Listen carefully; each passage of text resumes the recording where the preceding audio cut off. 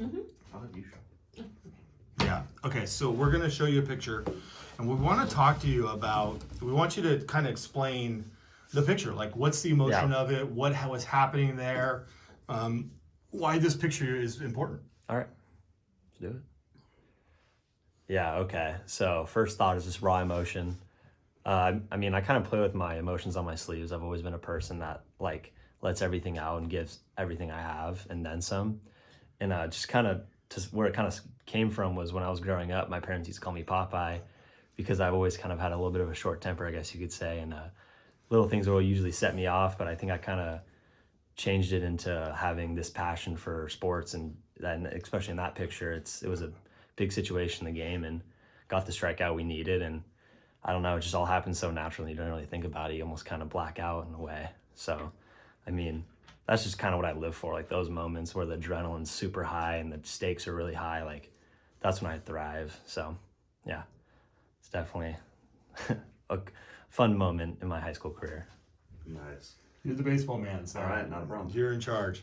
The first moment you found out Stanford had any interest in you, what was that like? So the first moment I found out Stanford had any interest in me was, I think it was 2 weeks into my freshman year. I went down there for like a kind of just like a small camp. I didn't really think anything of it. I had a few offers at this point and wasn't really thinking Stanford was going to pull the trigger because I had known the reputation of not offering freshmen until after their freshman year because they want to make sure you can do in the classroom and hang in there in that aspect. But I get down there and I had a great outing. I think I went 2 innings, 5 strikeouts, no hits. And the coach comes out to me and goes, "Do you want to play for Stanford?" And I was like, "That's my dream." And he was just like, "Okay, well, we'll see how it goes over this next year in the classroom." And then like I would say 4 months later, it wasn't even really at the end of the year. They're like, "All right, we're ready to pull the trigger on the offer." And then the day of my last day of freshman year, I was like, called him. I said, "Hey, ready to be a Cardinal," and that's all she wrote. Nice. Yeah. That works. That's awesome. I'm going to kind of go into one of my patented questions that I love to ask. Are we Farley? No, we're not going to Farley. It's kind of a joke that we have. You know, I always talk about first steps when I talk with ball players, regardless if it's college, pro, little guys. For me, your first step, you're going to know what's going to happen within the first 6 inches of that first step. If it's going to be a positive play or a negative play. Yeah. For you, what would you say your first step is? My first step's to mentally be prepared. Like, you can never do anything on the baseball field if you're not mentally ready to do it. I mean, you can be an athlete and be physically gifted, but if you're not mentally ready to go in any aspect of it, you're not going to be able to compete or not be able to make the play. So I think for me, it's always mentally being ready to go before the pitch even happens, or I swing the bat, or I take my first step in the outfield. It's being 100% there and 100% focused on what the task is and accomplishing it. So, nice. Yeah. I like it. What we're getting a lot of athletes, especially going on to major sport colleges and stuff like that. The amount of time that you spend in your craft is, what we're hearing, it's amazing. What is your process? What is the amount of time that you can think of that you're putting into your sport on a regular basis? just kind of start from the beginning. Like, I never grew up playing one sport. I was always a multi-sport athlete. My parents said that from the beginning. Hey, you're never going to be allowed to just play one sport. And I never kind of really understood it and was like, okay, I guess I'll just play multiple sports. I always played football, basketball, baseball, did soccer growing up, did rugby, just kind of did everything, and ran track also in middle school. But I just kind of never understood it. So I never really put much time when growing up into just one thing. It was just kind of, oh, it's baseball season. Okay, well, might as well start throwing again. Or football season. All right, let's just go run routes. So, but then like, as I kind of got older, I kind of understood how it separates you in life and in many aspects, not even just on the field, is that you're more well-rounded as a human being. You're able to do more things on the field. And then once I kind of committed to baseball, like I had all this free time. And to answer your question now, I mean, I would say probably 3 to 4 hours a day of just something that I'm focused on. Like, so I'm a really big into like, I like yoga, I like to stretch, I like to relax, get your mind settled down, because I know when I step on the field, just like the picture earlier, it's time to go. Like, you gotta be ready to go. and it's gonna be a lot of adrenaline going. So I'm very into calming myself down before and after.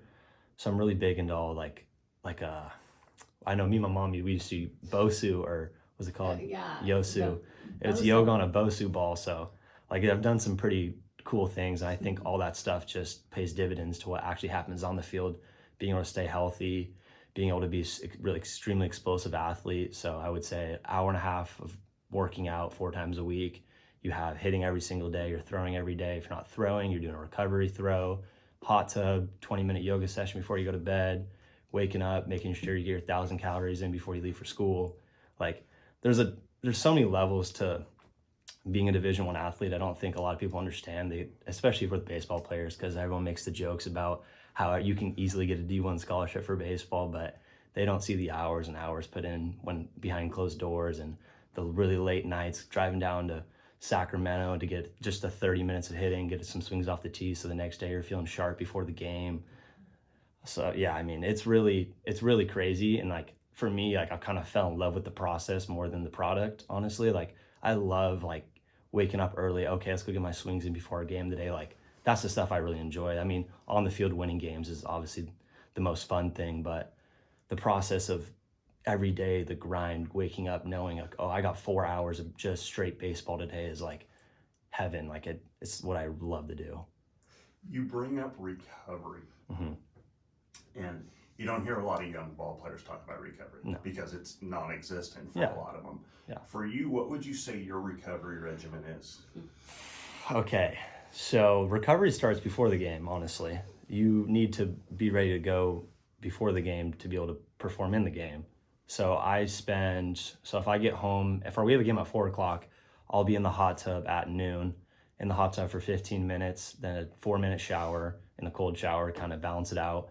Then it's get the uniform on, it's 20-minute yoga, hip and lower body stretch. Then we're off to the field, we take our BP, and then it's all upper body stretching, and then we'll get into the game and all that, and then we'll play. But then after I'm done throwing and I get home, I have they're called green 1-pound therapy balls, and I'll go through a series of rotator cuff and labrum exercises to strengthen those post throw, and then we'll go into a flush thing called a floss band. You wrap around your arm, you do curls, you do extensions, just gets all the lactic acid out of the arm, and then we're back in the hot tub for 10 minutes, and then we're out, and then it's either I'll do ice if I throw a high intent, if they're through a lot of pitches that day, it's gonna be ice. If not, I'll either do that, or I'm blanking on the name, stem machine.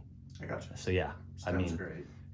I'm an hour and I probably at least an hour after every start of recovery, and then after games I'm not pitching in the outfits, about at least 30 minutes. Cool. Yep. I'm going to ask you 3 questions in succession. Okay. First thing that comes to mind, I want you to answer. Yep. Okay. What do you do well? I throw strikes and I compete. Cool. What do you do differently? Or what would you do differently? I do what I do differently than everyone is I'm 6 foot. I'm not a 6'5", big old guy on the mound. I'm 6 foot. I'm coming right at you. Cool. What do you think you need work on? One thing that I really need to work on is being able to not just throw strikes, but throw strikes with a purpose, and not even just throw strikes with a purpose, throw balls with a purpose, and understanding that, hey, throwing a ball in this count's not a bad thing. They could actually pay dividends later when you face this guy for the 3rd or 4th time in a game. So I think really understanding not just what's going on right now, because sometimes I'll get almost too locked in, and how can I get this guy out in 3 pitches? How can we do that? But almost thinking big picture, because in the past couple of years during COVID, I've only been able to go 1 or 2 innings because it's more showcase type things. But now we're back into competing, having to win games. So the mindset has to kind of change into, hey, how can I go a complete game here, save pitches, get guys out, understanding that I need to approach each guy differently, each at bat. So I would say that's one thing I really am working on right now. What's I gotta hear this one. Your battles against batters, right? You're pitching. Mm-hmm. Yep. Who walks up to the plate and you're like, here we go? This is an easy one. So I have another commit on our team. His name is Peyton Brennan. He's going to UCLA. We grew up since, how old were we? Four or five. We played every level we've played together. and he gets about probably 100 at bats off me a year. So whenever I'm ramping up for the season, he also is, and I'll just have just him get in the box, just because like when I know he's in there, like I'm locked in, ready to go, because I don't want to have him get a couple hits off me, because then I'll start hearing it from him. So I mean, those battles are pretty intense. There's been some good moments over the past few years where we're screaming and yelling at each other, letting each other know. So I would definitely say him. Just not even just based on the fact he's seen me a ton, but he's just super talented. Doesn't swing at balls. He's gonna make you throw the pitch he wants you to throw, because he does not mind waiting around until you make a mistake and punishing it. So I would definitely say Peyton Brennan. That's a great answer. Love it. That's awesome. Tell me your superstitions. So this is a great one. So growing up, like I used to be the craziest superstition freak. Like when I was 12 playing in Little League, like if I had a good game, like I wasn't washing nothing. Exactly what I was wearing was what I was wearing the next game. Wasn't washing anything. But I mean, as I've gotten older, you kind of realize like that just all kind of goes out the window a little bit. If you're good enough, you're good enough. But I mean, there's still a few things that stick, like how I put my gear on. Like if I'm going up to bat, like it goes elbow guard, sliding mitt, right glove, left glove, helmet, then bat. Like, so it's just kind of like those little things that you just kind of pick up along the way that you don't really think about once you start doing them. Or like when I start playing catch, I do 2 arm swings like a softball pitcher, overhand and then underhand, and then I'll start my throwing.